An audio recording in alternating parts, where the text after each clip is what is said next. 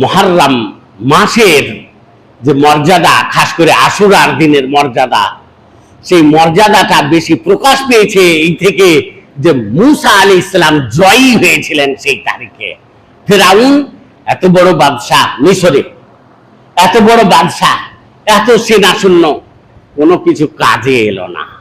আল্লাহর বিরোধিতা যে করবে, আল্লাহর সঙ্গে যে যুদ্ধ ঘোষণা করবে, সে ছাড় পাবে না, সে ধ্বংস হবেই হবে। ফিরআউন ধ্বংস হয়ে গেল। মুসা আলাইহিস সালামের বিরুদ্ধে যারাই দাঁড়িয়েছে ধ্বংস হয়েছে। কারণ ধ্বংস হয়ে গেছে। মুসা আলাইহিস সালামের চাচাতো ভাই ছিল কারণ, তাওরাত পড়তে পারতো ভালো, কিন্তু দেখলো যে আল্লাহ তাআলা মুসাকে আল্লাহ মনোনীত করলেন, নবী হিসাবে গ্রহণ করলেন, হারুনকেও আল্লাহ তাআলা নবী হিসাবে গ্রহণ করলেন, কিন্তু কারণ কিছু মর্যাদা পেল না। তাতে সে হিংসা করে মুসা আলাইহিস সালামের বিরুদ্ধে অবস্থান করল। মুসা আলাইহিস সালাম যে শরীয়ত, যে ধর্ম, যে শিক্ষা আল্লাহর কাছ থেকে নিয়ে এসেছিলেন, তার বিরুদ্ধে আচরণ করতে শুরু করল। অনেক রকম বিরুদ্ধে আচরণ করেছে, সেগুলো বলছি না। তো তাই মুসা আলাইহিস সালাম বদদুয়া করলেন, আল্লাহ তাআলা মাটিকে পাওয়ার দিলেন যে মুসা যেটা বলবে সেটাই করবে।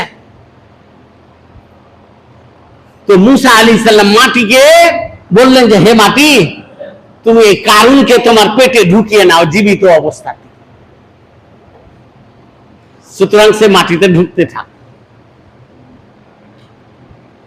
এইভাবে তাকে ধ্বংস করা হলো। কেউ যেন না মনে করে যে কারুনকে এই জন্য ধ্বংস করা হলো যে কারুনের যে এইসব মাল আছে, সেই সম্পত্তি মুসা হয়তো নিয়ে নিবে, তার জন্য হয়তো কারুনকে ধ্বংস করিয়ে দিল।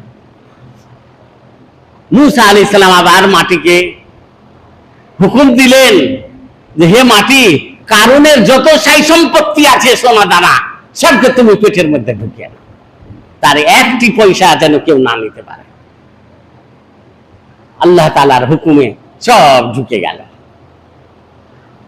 তো এখানে বলার উদ্দেশ্য হলো যে যারা জালিম, যারা কুকর্ম করবে, যারা অন্যায় অত্যাচার করবে, ওরাকে আল্লাহ কিছুদিন ছাড় দিয়ে থাকে, মনে যেন না করে যে সে পাওয়ারফুল হয়ে গেছে, ও একদিন শেষ হয়ে যাবে। সুতরাং আমরা কোরআন হাদিসকে মেনে চলবো, জুলুম, অন্যায়, অত্যাচার, অবিচার, অনাচার থেকে দূরে থাকবো, আল্লাহ তাআলার শরীয়ত প্রচার করব, আল্লাহর শরীয়ত মেনে চলবো, নিজের সন্তান সন্ততিকে আল্লাহর শরীয়তের আলোকে মানুষ করব। এটাই হচ্ছে আমাদের কর্তব্য। এখন আমাদের কি কি কর্তব্য এটা সংক্ষেপে জানিয়ে দিই। 1 নম্বর হলো তাওহীদ প্রতিষ্ঠিত করা। 1 নম্বর আল্লাহর তাওহীদ প্রতিষ্ঠিত করা। শিরক, কুফরি, কুসংস্কার এগুলো বর্জন করা। এই যে তাবিজ লটকানো, আল্লাহকে বাদ দিয়ে অন্যের কসম খাওয়া, এগুলো বাদ দিবেন সব, এগুলো জায়েজ নয়। তাবিজ কেউ দেখবেন এখানে লটকালছে, কেউ তক্তি লটকালছে, কেউ এখানে বাঁধছে, কেউ এখানে বাঁধছে, কেউ বালিশের নিচে দিচ্ছে, কেউ কোমরে লুকিয়ে রাখছে, এগুলো সব জায়েজ নয়। কেউ তাবিজ লটকাচ্ছে, কেউ ধাগা লটকাচ্ছে। কিন্তু দুঃখের বিষয়, আমার মতন ওই দাড়িওয়ালা টুপিওয়ালা মসজিদে বসে বসে ওই দাড়ি সুতাতে ফু দিয়ে বলছে যাও এটা লটকাও গা, ওগুলোও জায়েজ নাই, ওগুলাও শিরক হয়ে যাবে, ওগুলো বর্জন করবেন, ওগুলো জায়েজ নয় কোনো মতে। যদিও কোনো মুলবি সাহেব দিয়ে থাকেন বা কোনো পীর দরবেশ দিয়ে থাকেন, ওগুলো কখনোই গ্রহণ করবেন না। হ্যাঁ, কোরআন হাদিস অনুসারে নিজের ট্রিটমেন্ট করবেন, সূরা দুয়া বলে হাতে ফু দিয়ে হাতটা শরীরে ফিরিয়ে নেবেন, যেমন কি রাসূলুল্লাহ সাল্লাল্লাহু আলাইহি ওয়াসাল্লাম করতেন এটা শুইবার সময় রাত্রে।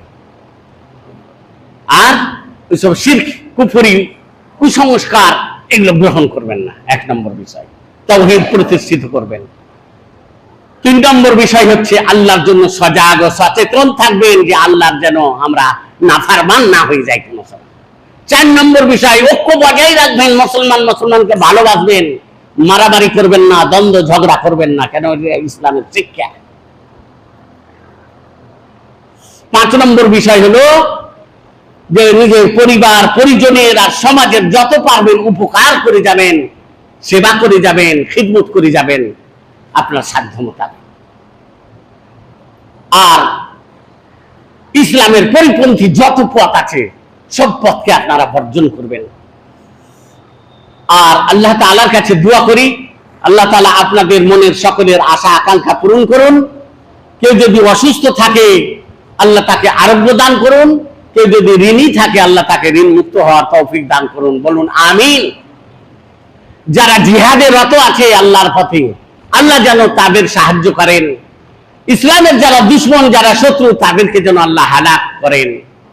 যেমন কি ফিলিস্তিনে ইসরায়েল জালেমরা, জালেম ইহুদিরা মুসলমানদের উপরে অন্যায় অত্যাচার করছে, সেই জালেম ইহুদিদেরকে যেন আল্লাহ ধ্বংস করেন, মুসলমানদেরকে যেন আল্লাহ রক্ষা করেন।